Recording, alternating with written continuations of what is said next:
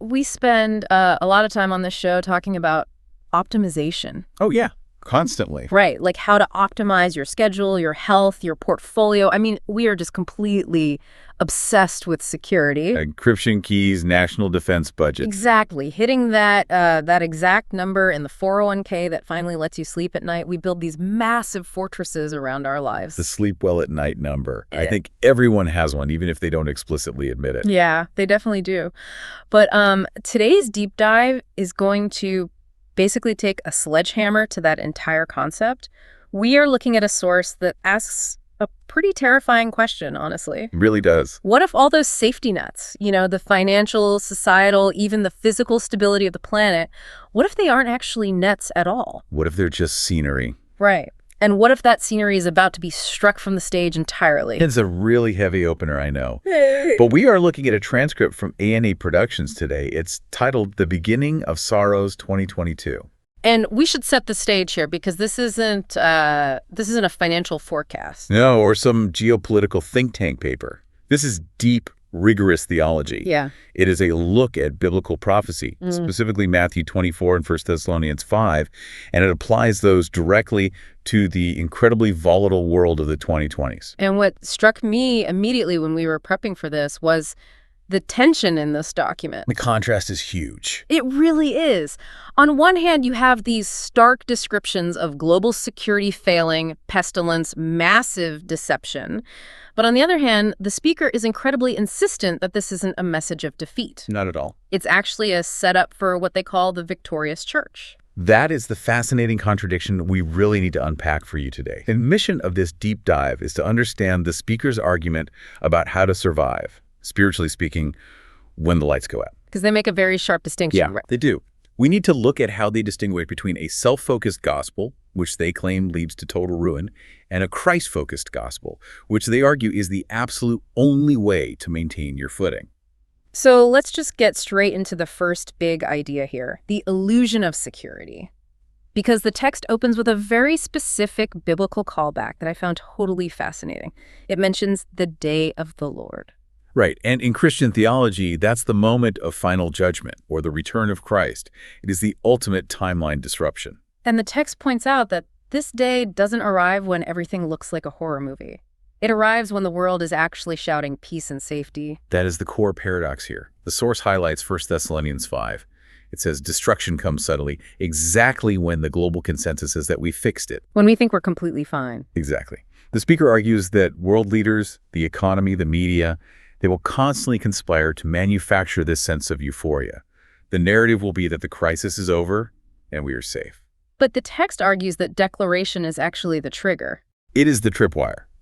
The speaker argues that when humanity collectively pats itself on the back and says, we have achieved peace and safety without God, that is the exact moment sudden destruction comes. Wow. And to illustrate why we so easily fall for this narrative, the speaker uses this incredibly vivid analogy involving the Jewish temple. I loved this visual. So in the biblical account, you have the disciples walking with Jesus, and they are basically just geeking out over the architecture. They really are, and you have to understand the historical context there. The Second Temple wasn't just a church building. It was a fortress. A cultural center. It was the center of their entire national identity, and these stones were massive. Some weighed literally hundreds of tons. So they are pointing at these stones and saying to Jesus, look at these buildings. They were implying total permanence. Exactly. They were saying this will be here forever. This is unshakable. It's the ancient equivalent of standing on Wall Street, looking up at the skyscrapers, or, looking at the gold reserves of the Federal Reserve. You look at those things and your brain just automatically says, these are immutable facts of life. Precisely. The source explicitly connects those literal stones to our modern securities. Your 403b retirement plan, the skyscrapers in Manhattan, the military-industrial complex. We look at them and we feel totally safe. And then Jesus just drops the hammer.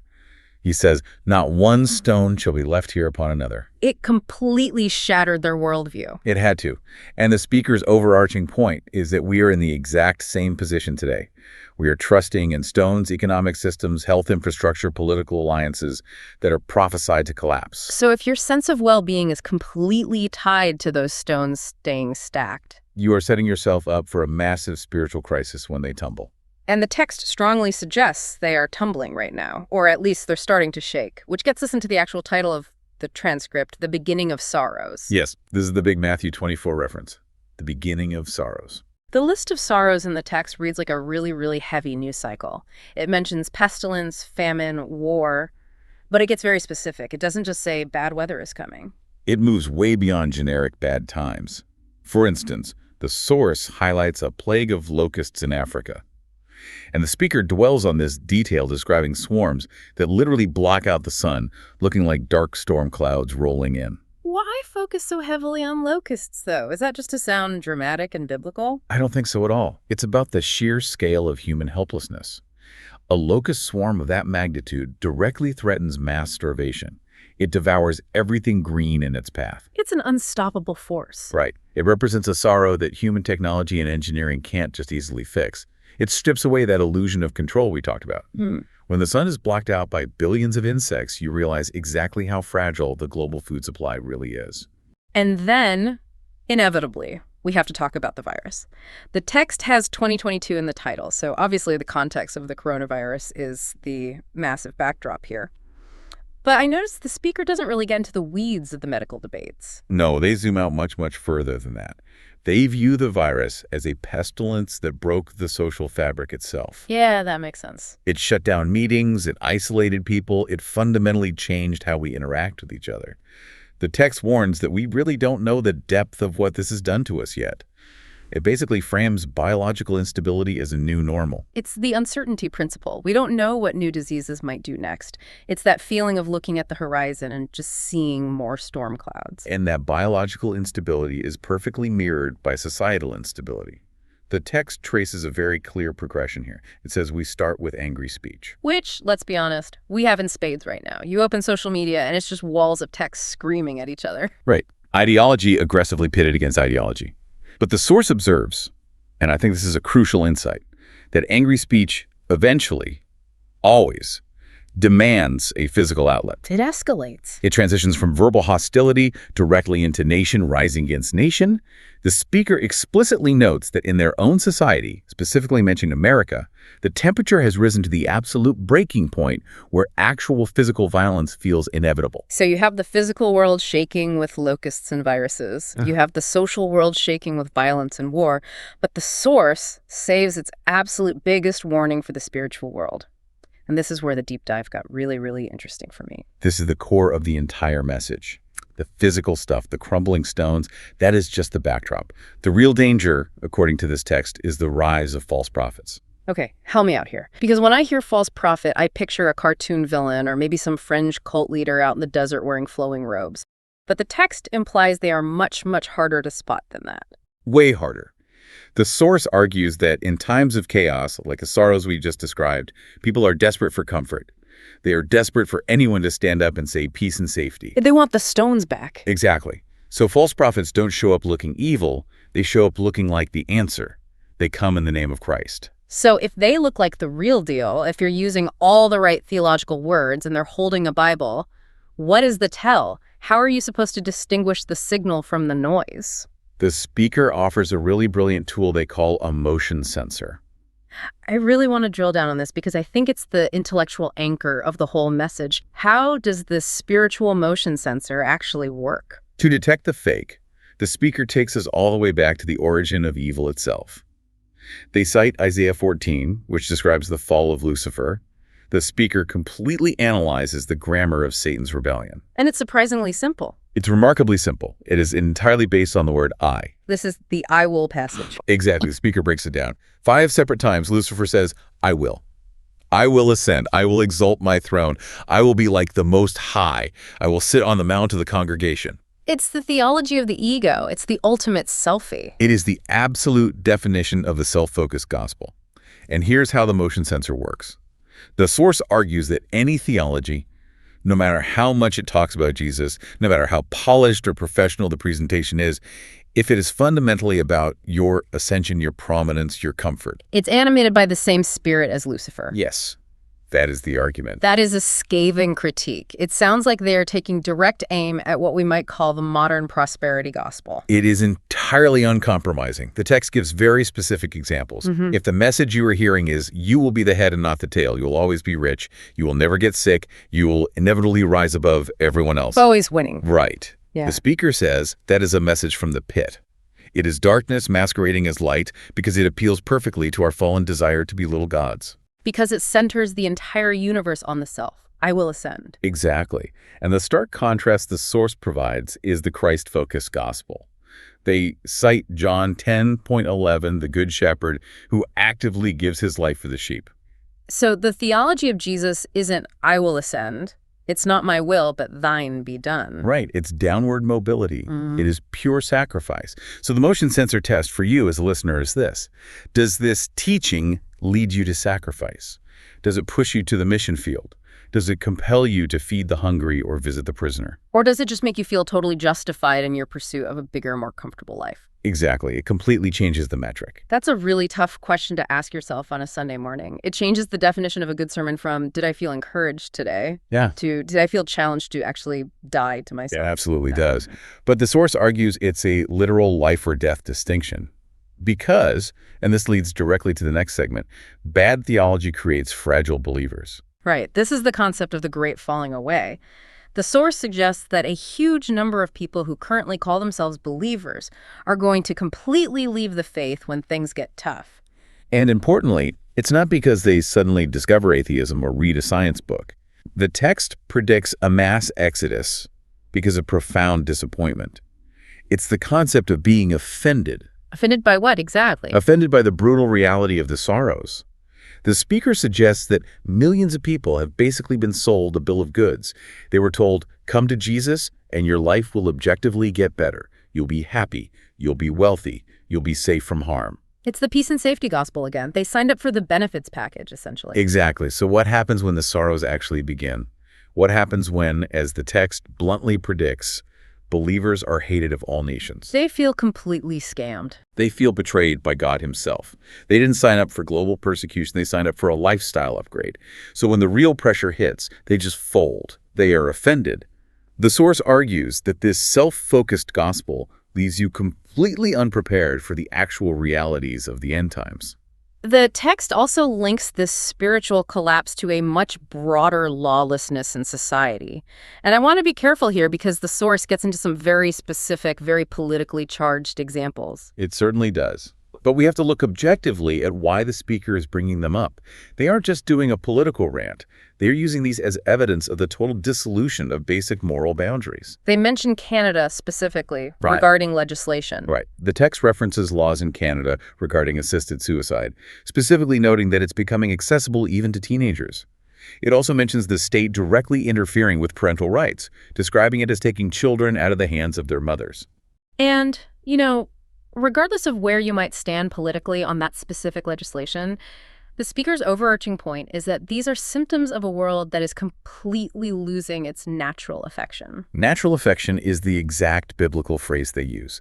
The ultimate result of lawlessness isn't just chaos in the streets, it's a deep emotional coldness. The text says the love of many will grow cold. Trust just evaporates. Completely. People pull back into their shells. When you realize you can't trust the systems and you can't trust your neighbors, love just dies. So let's recap the picture that's been painted so far. We have the physical world crumbling with pestilence and famine. We have the social world turning violent and completely lawless. We have the spiritual world filled with massive deception and people abandoning the faith left and right. It's incredibly bleak. It is bleak. If you close the transcript right there, it is essentially a horror story. But the text doesn't stop there. And this is the massive pivot. The speaker is incredibly insistent that this is not, at the end of the day, a message of defeat. No. In fact, they argue that this exact darkness is the necessary, required backdrop for the victorious church to emerge. I struggle with this concept sometimes. What does a victorious church even look like in that apocalyptic scenario? If the economy collapses and there are literal locusts everywhere, are they just hiding in a bunker smiling to themselves? No, and that is the absolute key difference. It is highly active. The text describes a radical supernatural empowerment. When the love of the world grows ice cold, the victorious church somehow has the power to genuinely love their enemies. Which, logically speaking, shouldn't be possible. If someone hates you and persecutes you, you hate them back. That's just the human default setting. Right, it defies human nature. Yeah. It's supernatural. When the rest of the world is frantically hoarding resources because of famine or hyperinflation, these people have open hands. They are wildly generous. They are operating on a completely different economy. It's almost like resistance through character. That is a brilliant way to put it. It's maintaining absolute moral clarity when everyone else is morally confused. Standing for truth, standing for marriage, standing for the unborn, even when, as the text explicitly says, they are vilified by society for doing it. There's a specific passage from Isaiah 24 that the speaker unpacks to illustrate this, and I think this is probably the most beautiful image in the whole transcript. It's the idea of the song in the ruins. Yes. So Isaiah 24 describes a literal global depression. The text says, "The new wine fails, the city of confusion is broken down, all joy is darkened." It sounds exactly like the end of human civilization. But then right in the dead center of that horrific description of a broken world, there's a sound. Exactly. The text says, "They shall lift up their voice, they shall sing for the majesty of the Lord." And the text really emphasizes where that song comes from. It mentions the ends of the earth: Australia, Japan, the coastlands, Europe. It is a massive global chorus. But you have to think about why they are singing. They aren't singing because their physical stone's held up. They aren't singing because their retirement fund is safely tucked away or because the government finally fixed the crisis. Because all those things are completely gone in this specific scenario. The city is literally broken down. Right. They are singing because their joy was never actually rooted in those stones to begin with. They are glorifying the righteous one. It is a stunning picture of resilience that is completely independent of external circumstances. That is the ultimate definition of the victorious church. It's not a church that somehow creatively avoids the trouble. It's a church that literally sings straight through it. Exactly. The source passionately argues that true security isn't about figuring out how to prevent the stones from falling. It's about having a spiritual foundation that simply doesn't need the stones at all. So the million-dollar question, or maybe the literal survival question, is how do we actually get there? Because I think most listeners, if they are being totally honest with themselves, would say, I'm not there yet. If my entire world collapsed tomorrow, my first reaction would be panic, not singing. The speaker recognizes that, and they close with a very practical, very urgent application. They call it a security evaluation. They use a house metaphor for this, right? Let's walk the listener through that checklist. First, you have to actively check your motion sensors. This goes right back to the discernment we talked about. Yes. Do you have spiritual systems currently in place to detect prowlers? And remember, the prowlers are those false, self-focused teachings we discussed earlier. The daily check is this. If the podcast, a book, or a sermon enters your ears and it feeds your ego, if it secretly tells you that you are the center of the story, the alarm should immediately go off. You need to be able to instantly identify wicked things that are trying to get in. You have to be deeply critical of what you consume. Second step is to lock the doors. This is all about aggressive curation. The source strongly warns against setting wicked things before your eyes. Which is so hard today. We doom scroll constantly. We watch absolute garbage. We basically just let anyone and anything walk right into our mental living room. And the speaker argues that you simply cannot build a victorious spirit on a steady diet of digital filth. If you want to actually withstand a global historical crisis, you have to be incredibly careful about what you feed your mind. You can't have literature or media residing in your house that actively invites the darkness in. It's a serious call to clean house. And the final point in the evaluation, this one really hit me hard just because of the sheer urgency in the speaker's voice. They basically look the listener right in the eye and say, you don't even know if you'll still be alive in a month. That is a stark reality check. We all just automatically assume we have decades left. We plan for the 30-year mortgage, the long retirement. The text says, assume you don't. It calls for a radical reordering of your priorities right now. Not when the locusts finally show up. Not when the market inevitably crashes. Now. God's glory first, others second, self third. It is entirely about being ready for what the text calls an incredible journey, whether that's the rapture, the culmination of the end times, or just your own personal mortality.